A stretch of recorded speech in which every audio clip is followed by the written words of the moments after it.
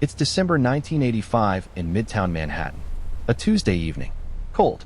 The streets around Sparks Steakhouse on East 46th Street are busy with the usual after-work crowd.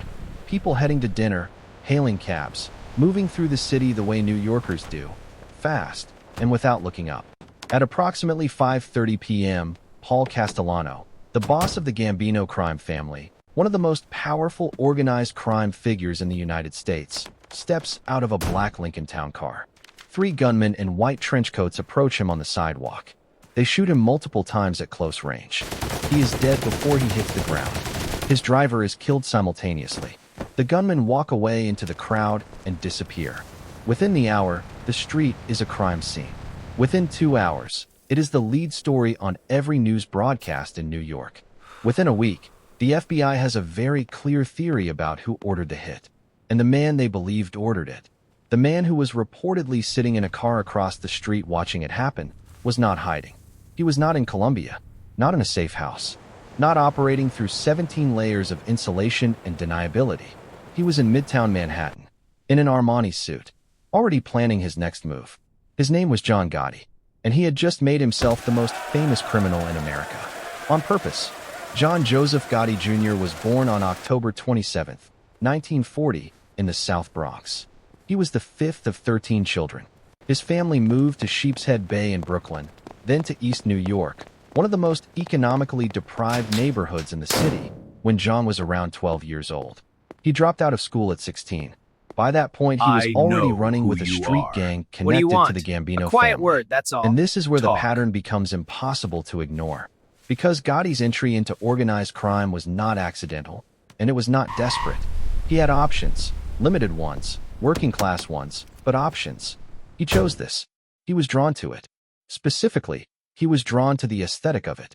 The power, the respect, the way men in that world walked into a room and the room changed. He was arrested multiple times throughout his 20s for theft and hijacking operations connected to the Gambino family. He served time in federal prison in the late 1960s for a hijacking charge and used those years to build relationships deeper inside the organization. He came out more connected than when he went in. He was assigned to the crew of Aniello Delacroce, underboss of the Gambino family and one of the most feared figures in New York organized crime. Delacroce liked Gotti, saw something in him, gave him increasingly serious responsibilities. And Gotti delivered, on collections, on enforcement, on the kind of loyalty that organizations like this run on. By the late 1970s, John Gotti was a capo, a captain, running his own crew out of the Bergen Hunt and Fish Club in Ozone Park, Queens.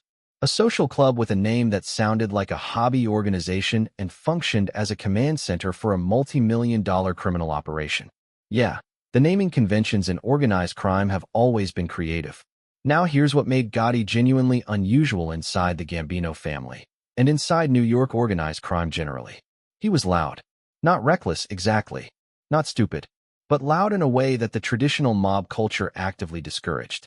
The old guard, men like Carlo Gambino, the boss who had built the family into the largest and most profitable in the country, operated on a philosophy of deliberate invisibility. Stay out of the papers. Don't make speeches. Don't let your name appear anywhere it doesn't have to appear. The best boss is the one the public has never heard of. Gotti operated on almost the opposite philosophy. He held court in public. He threw elaborate 4th of July block parties in Queens, fireworks, free food, live music, that were simultaneously a neighborhood celebration and a very clear signal about who controlled the area. He dressed like he was going to a film premiere every day of his life. Custom suits, silk ties, not one hair out of place. He talked to reporters, not about business. He wasn't reckless, but in a way that made his presence known. That made clear he was someone. And the public, largely, loved it. Because Gotti understood something that most mob bosses never quite grasped. Image is power. And now, this is no longer just a criminal operating inside an organization. This is a brand. A celebrity criminal, operating in the media capital of the world, at a moment when New York tabloid culture was hungry for exactly this kind of character. The Daily News, the Post, the local TV news. They covered him like he was a rock star. And he understood that coverage, even hostile coverage, made him harder to touch. Because you can't quietly disappear someone the whole city is watching. But to understand how Gotti got to the top, you have to understand the move that put him there. By the mid-1980s, Paul Castellano was the boss of the Gambino family. He had inherited the position after Carlo Gambino's death in 1976, and he was deeply unpopular with a significant faction of the family, including Gotti and his crew. The reasons were multiple. Castellano was seen as more businessman than street boss. He favored white-collar crime over the traditional operations, the hijacking, the loan sharking, the gambling networks that men like Gotti had built their careers on. He was also insisting on a rule that infuriated Gotti's crew: no drug dealing. The rule existed partly for legal reasons. Drug charges carried far heavier sentences than other organized crime convictions, and partly because Castellano believed drug money was too dirty, too visible, too likely to bring federal heat. Gotti's crew was dealing drugs. Had been for years. Castellano knew it. And Gotti knew that Castellano knew it. Which meant Gotti had a choice: stop dealing, lose the revenue and the control it bought, and accept Castellano's authority indefinitely. Or remove Castellano. He chose removal. The hit at Sparks Steakhouse was meticulously planned. Multiple gunmen. A backup team. Gotti himself positioned to observe and confirm the kill.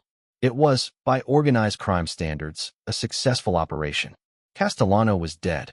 His driver was dead. No Gotti soldiers were touched. The next day, Gotti convened a meeting of the family's leadership.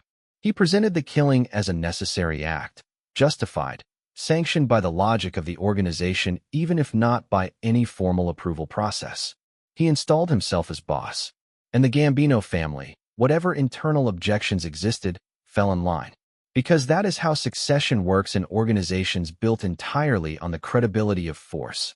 What followed, the years between 1986 and 1990, was the peak of the Gotti era.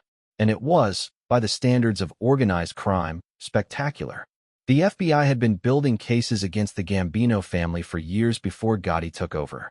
3 times between 1986 and 1990, they brought charges against him. 3 times, the cases fell apart. Witnesses recanted. Jurors were reportedly tampered with. Evidence that looked solid in the grand jury room somehow failed to land in front of a jury. The press started calling him the Teflon Don, the name that nothing sticks to. And Gotti, predictably, loved it. He made no particular effort to hide his delight. He walked out of courthouses in those custom suits, surrounded by supporters, waving to cameras, grinning. He was the boss of the most powerful crime family in New York, and 3 separate federal prosecutions had failed to touch him. Yeah, if there was ever a moment designed to make a man believe he was genuinely untouchable, this was it. The FBI, specifically the organized crime unit working out of the New York field office, was not amused. They went back to work. What they did next was place listening devices inside the Rave Night Social Club in Little Italy, the Lower Manhattan location where Gotti held regular meetings with his captains. Gotti was aware of the general threat of surveillance. He took precautions in public spaces. What he failed to fully account for was the apartment above the club. An elderly woman lived there. FBI agents, with her cooperation, placed a bug in the apartment. Gotti regularly moved conversations upstairs when he believed the main floor might be monitored. He believed the apartment was safe. It was not. The recordings they captured in that apartment were, in the words of the lead prosecutor, a gift. Gotti discussing murders. Gotti authorizing hits. Gotti expressing contempt for the members of his own organization, including, specifically and at length, his underboss, Salvatore Gravano, known as Sammy the Bull. And this changes everything. Because Sammy Gravano was not a peripheral figure. He was Gotti's most trusted lieutenant. The man who handled the operational details that Gotti preferred not to deal with personally. A man connected to 19 murders over the course of his career in organized crime. And Gotti, on tape, in the apartment above the Rave Night, was heard criticizing Gravano, blaming him for problems within the organization, positioning him as a liability. When Gravano's lawyers played him those recordings after his arrest, he had a decision to make. Stay loyal to a man who was already undermining him from the inside, face multiple murder charges, and likely spend the rest of his life in federal prison. Or cooperate. He cooperated. By this point, there is no version of this story where John Gotti walks out of that courtroom a free man. Because Sammy Gravano knew everything. Every operation. Every hit. every conversation that had ever mattered inside the Gambino family. And now he was sitting across from federal prosecutors, answering questions. The trial began in January 1992. Gravano testified for 9 days. He described, in specific detail, the planning and execution of the Castellano murder. He described Gotti's direct involvement in ordering multiple other killings. He described the internal structure and operations of the Gambino family with the kind of granular precision that only someone who had been inside every room could provide. Gotti's defense team attacked his credibility, called him a murderer, which was accurate, and argued that a man who had committed 19 murders was not a reliable witness. The jury took 11 days. On April 2, 1992, John Gotti was convicted on all 14 counts: murder, racketeering, obstruction of justice, tax evasion. He was sentenced to life in prison without the possibility of parole. He was sent to the United States Penitentiary in Marion, Illinois, a maximum security facility. He was placed in solitary confinement for most of his incarceration.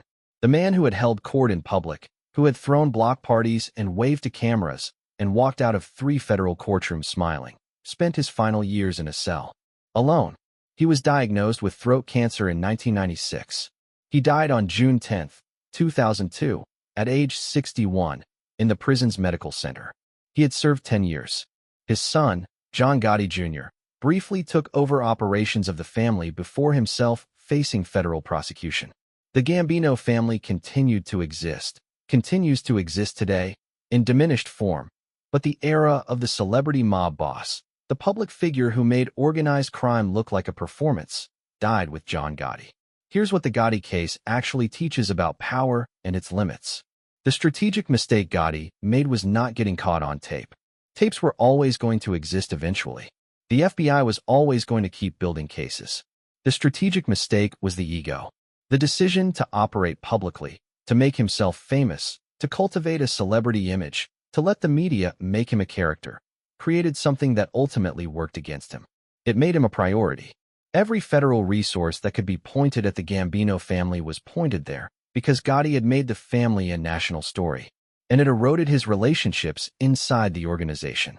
Because when you project the image of invincibility loudly enough, for long enough, the people around you start to notice the gap between the image and the reality. Sammy Gravano didn't flip because he was weak. He flipped because he heard those recordings and understood, with complete clarity, that the man he had been loyal to, had committed murders for, was willing to sacrifice him. That calculation changed everything. RICO, the Racketeer Influenced and Corrupt Organizations Act, the federal statute used to prosecute Gotti, had been on the books since 1970. But the successful prosecution of Gotti marked a turning point in how effectively it could be applied. The combination of long-term electronic surveillance, financial investigation, and cooperative witnesses willing to testify against their own organizations essentially broke the operational model that the American Mafia had relied on for decades. It didn't eliminate organized crime, but it ended the era in which a man could run a major criminal organization in one of the world's most surveilled cities, openly, for years, and simply absorb every prosecution attempt without consequence. Gotti was the last of that kind, and his downfall was, in the most fundamental sense, self-made. So here's the question. John Gotti was betrayed by the man closest to him, someone he had trusted with everything, someone who had been loyal for years, until one tape recording made that loyalty impossible. What's the real lesson there? Is it about the danger of ego? The fragility of loyalty when it's built on fear instead of genuine trust? Or is it simply that no system, criminal or otherwise, survives indefinitely when it's built entirely around one person's belief that the rules don't apply to them? Leave it in the comments, because I think where you land on that question says a lot about how you think power actually works.